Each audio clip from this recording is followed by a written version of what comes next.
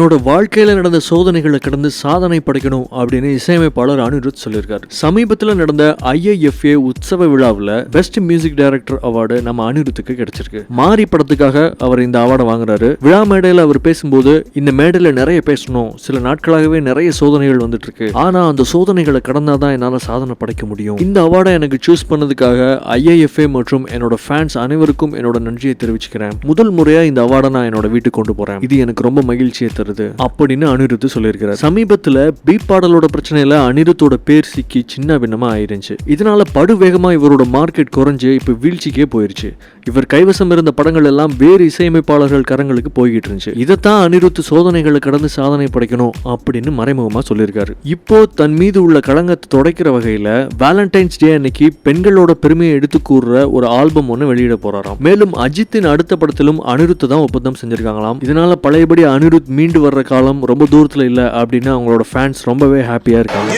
சொல்லு சும்மா இருங்க, தமிழ் அவ்வளவு ஃப்ளோல வராது.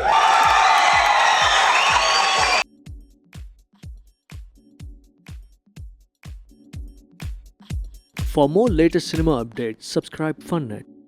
House music.